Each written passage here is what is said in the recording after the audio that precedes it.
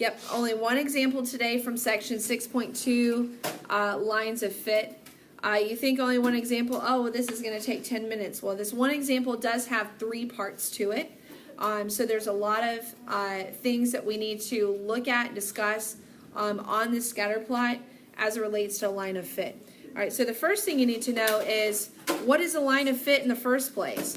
Well, a line of fit is a line drawn on a scatter plot close to most of the data points. It does not have to pass directly through. I probably should have written the word directly through any of the points, okay? So what it's doing is it's showing me based on a specific pattern, which establishing that pattern, actually we've already learned that. We're just going to kind of carry that concept over, so that should look familiar to you. It's not just a random line that I draw on my scatter plot. It is a calculated series of points that establish my line of fit, okay? So go ahead and finish writing down that example.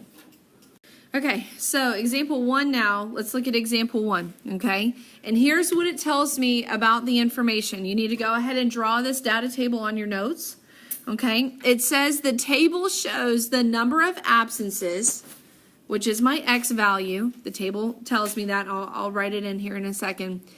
The number of absences in a school year and the final exam scores for several students. So this is just factual information. All right, X and Y, all right? This is how many absences they had, and this was their final exam score. And what we're going to do is plot the data on the scatter plot to see if there's a pattern here between absences and final exam scores.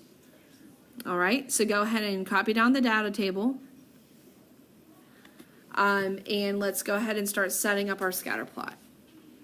Okay, so we have the data table copied down, and we're setting up our scatter plot. Does anybody remember the horizontal line? Is that my X value or my Y value? That is my X value, which, like we said, is going to be the absences. So now I need to look at the range of values for my absences. What's the lowest number of absences? 0. Is it possible to get any lower than 0? No. Okay, which is why we don't have negative values on our scatter plot. You can't have negative absences or a negative final exam score. Okay, so we only need the positive part of the y-axis and the x-axis. Because our values range from 0 to, what's the highest absence? 9. What do you think you're going to do on your scatter plot? 1s, 2s, 5s? What do you think? I would go by 1s. Remember, you want about 10 numbers on each axis. So if you go by 2s, you're only going to have 5 intervals. That's not wide enough, okay? You want to have a really good spread on these points. So it's a little easier to kind of see where the points are supposed to go.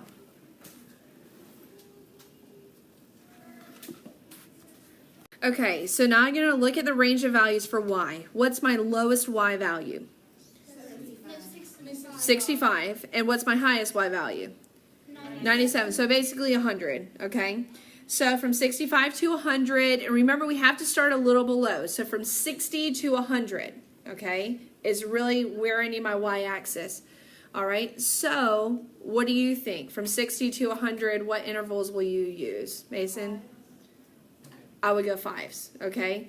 Now, in first hour today, I went by 10s because that's what the book showed, and then I regretted it, okay? But to stay consistent, I'm going to stick with 10s, but I do think it's a good idea for you to use 5s. Again, because if you do 10s, you're only going to have 4 or 5 intervals where there's really even any points plotted. So, in hindsight, I should have done 5s as well, okay? But it's not wrong that you use 10s, okay? It's not wrong. And I know I just finished the grid really fast. I already had it done, so I'm going to give you a minute to go ahead and finish connecting those lines. And yes, you want to get them as straight as you possibly can, okay?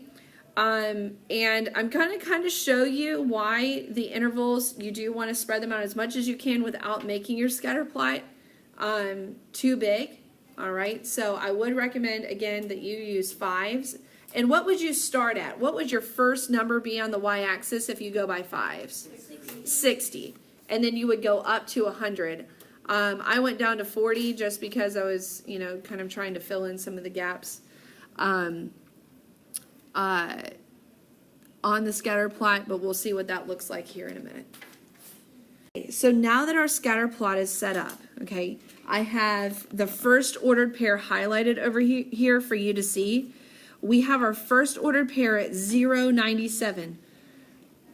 So we're going to plot the point on our scatter plot. We go over 0 absences, no absences, and a score of 97. And we're going to plot the red point, or yes, the red dot.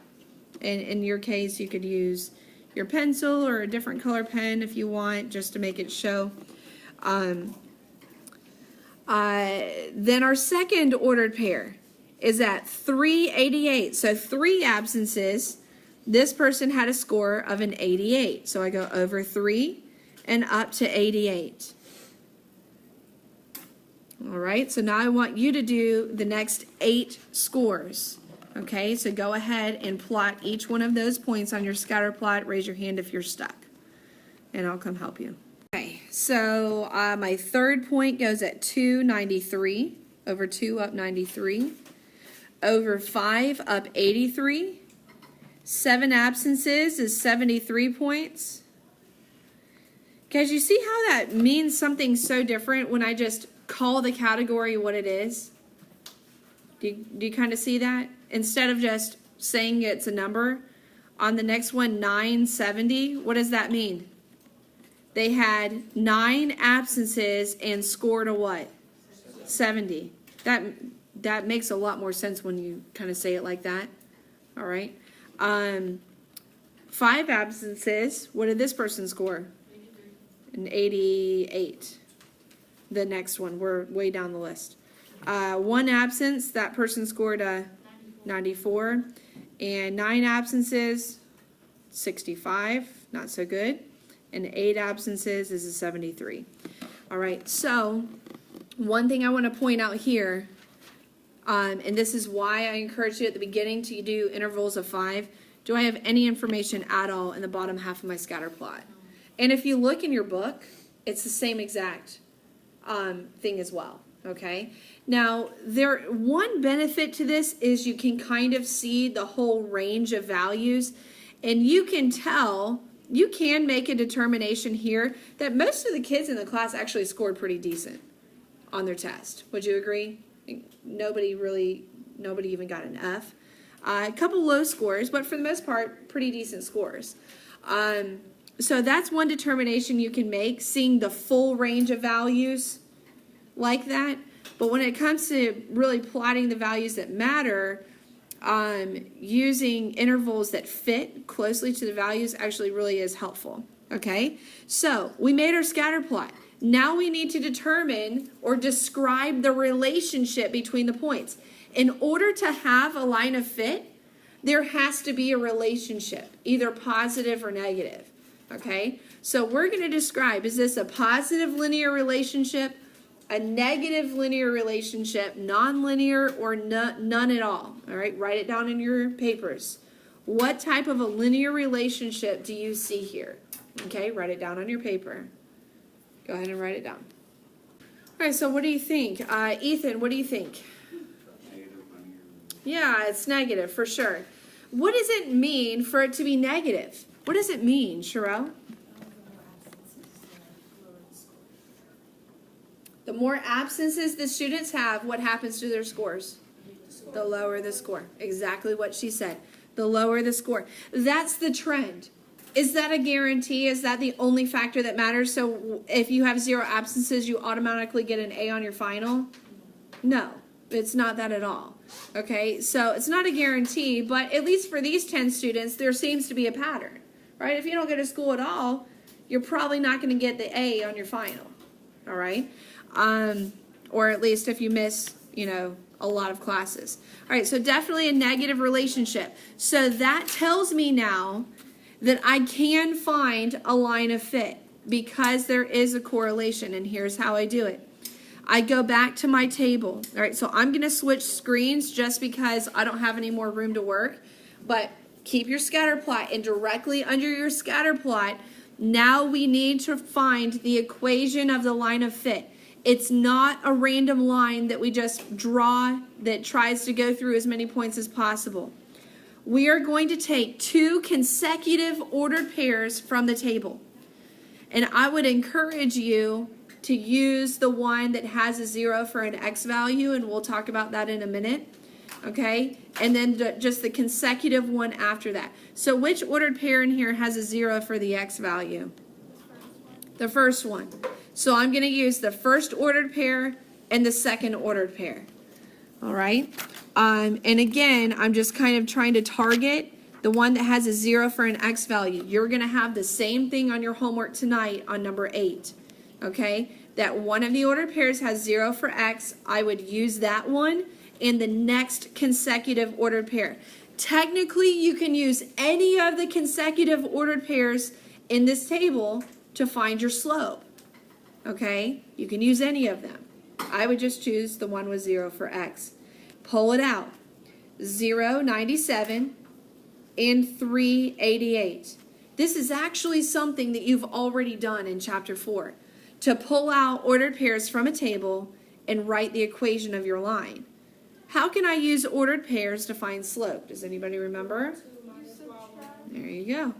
y2 minus y1 over x2 minus x1. How do I know which value is which?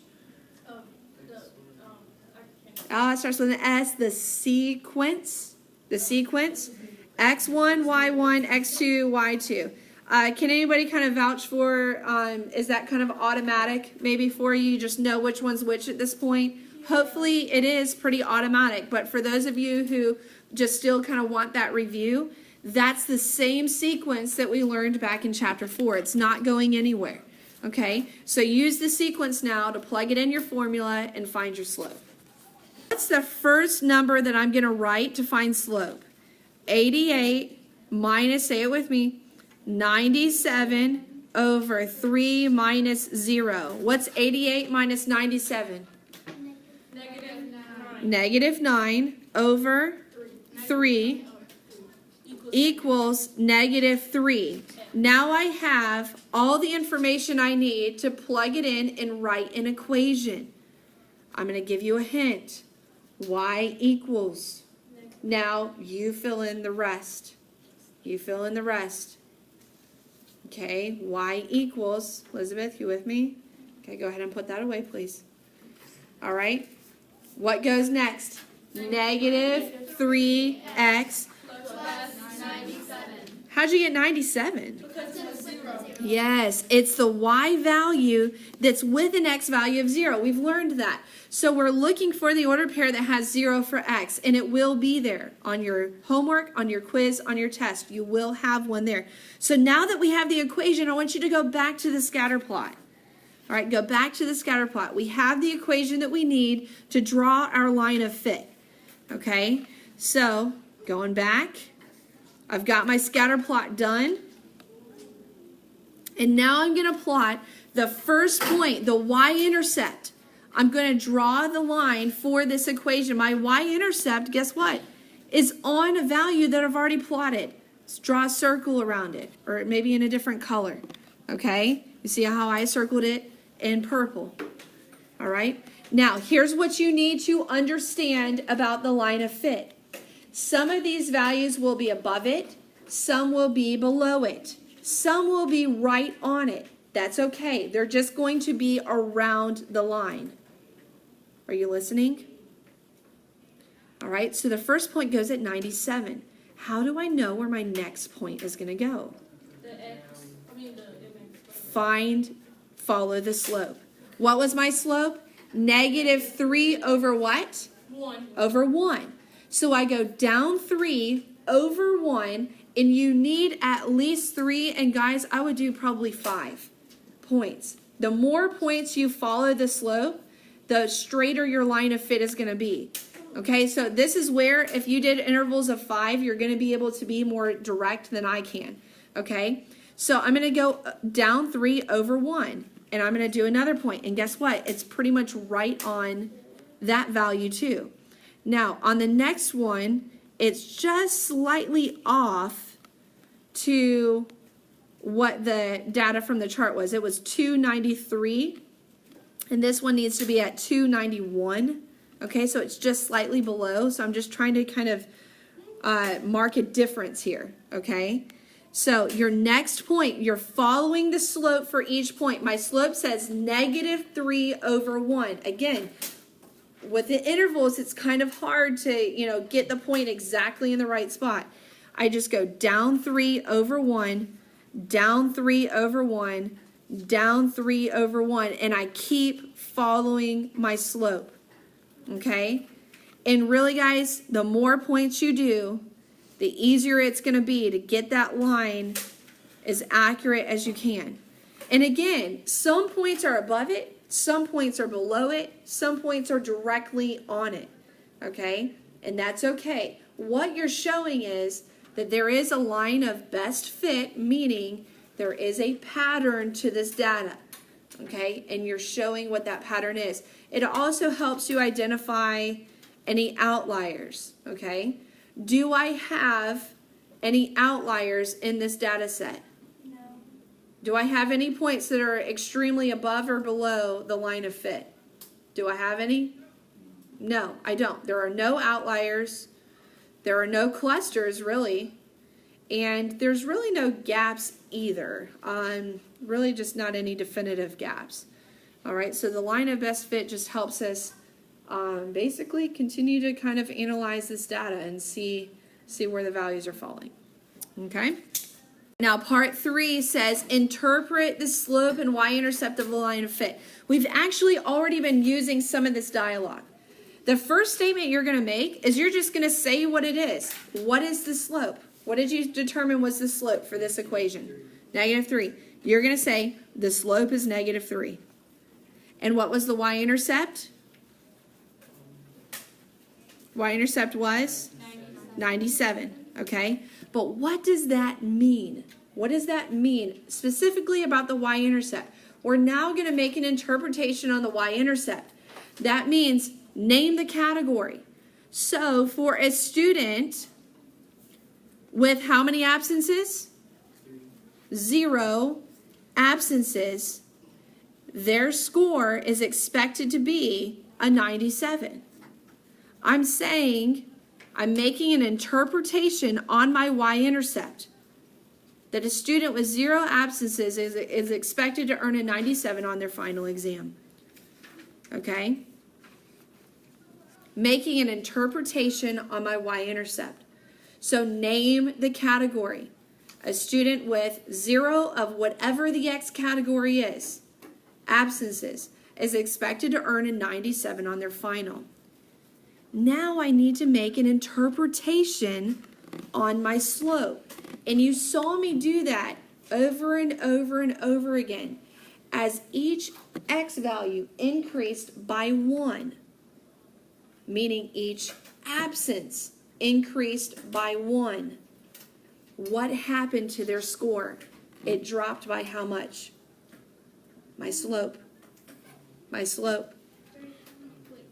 For each absence, their final exam score is expected to drop by 3 points. How did I know that it was going to drop by 3 points? Predicting. Because that was the slope.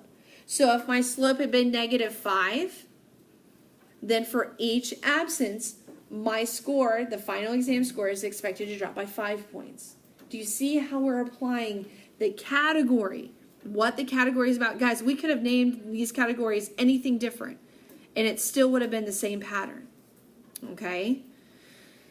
All right. And if you understand that, that's everything you need to know for 6.2.